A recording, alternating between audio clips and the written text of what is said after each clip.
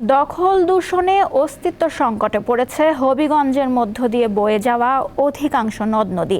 জেলায় 50টির বেশি নদী থাকলেও বর্তমানে অস্তিত্ব মিলেছে প্রায় 30টির। বাকিগুলো এখন মৃতপ্রায়। আর যেগুলো আছে সেসব নদীর দুপাশে গড়ে উঠেছে অবৈধ স্থাপনা। নদী রক্ষায় প্রয়োজনীয় ব্যবস্থা গ্রহণের দাবি স্থানীয়দের।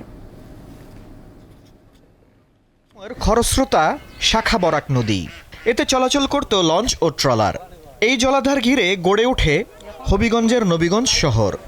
স্থানীয় ব্যবসা বাণিজ্যের মূল মাধ্যম ছিল এই নদীপথ, কিন্তু কালের পরিক্রমায় গত 4 দশকে এই নদী হারিয়েছে যৌবন।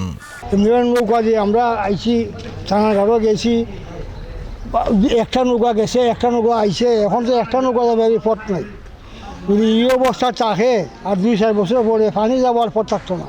গুলা থাকতো, ফাটির গুলা থাকতো, বাজারে খুব জমজমাটা ছিল, আড়তদারি চলতো এই বাজারে। এখন এইগুলা কিচ্ছু নাই। এই নদী গুমুজুরা যাইতে গিয়া আমি এখন সামনে গিয়া নদীটা ব্লক হয়ে গেছে। একই অবস্থা খোয়াই, আউড়া, কুশিয়ারা ও করাঙ্গি সহ অন্যান্য নদীগুলোর। জেলায় 50টির বেশি নদী থাকলেও এখন টিকে আছে 30টির মতো। দখল দূষণ আর ভরাটের কারণে বাকিগুলো বিলীন হয়ে গেছে। নদী আটে গেছে, শুরু হয়ে গেছে, এখন নৌকা চলাচল করে না, বদ্ধ হয়ে গেছে। মনে এখন বাড়ি ঘর মানাইয়া মনে করো জাল দড়ি এগুলো দিয়া আটানো হয়ে গেছে, মাটি ফেলে ভরাট করে গেছে। নদী তো নাই, খাল বিল খালও হওয়া যান না, কারণ এটা বর্তমানে বড়তে এমন খরচা হয়েছে যা মানে একটু মেঘ দিলে আমরা 22 লেগে যায়।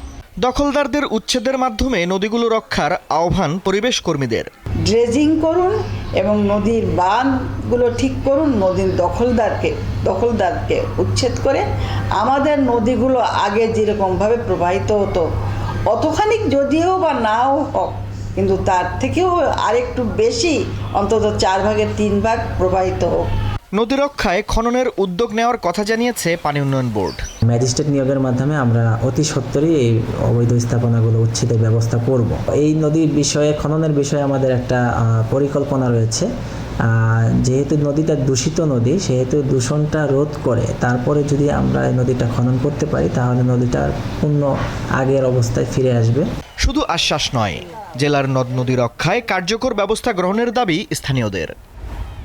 দীপ্ত বার্তা কক্ষ।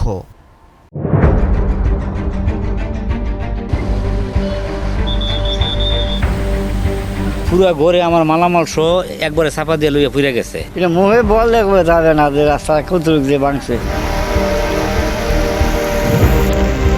100-200 বছর আগের ঐতিহ্য মাটির ঘর ছিল, ওই মাটির ঘরগুলো একবারে ভাঙ্গা নিচে পড়ে গেছে। মানুষের তো অসহায়, করার কিছু নাই।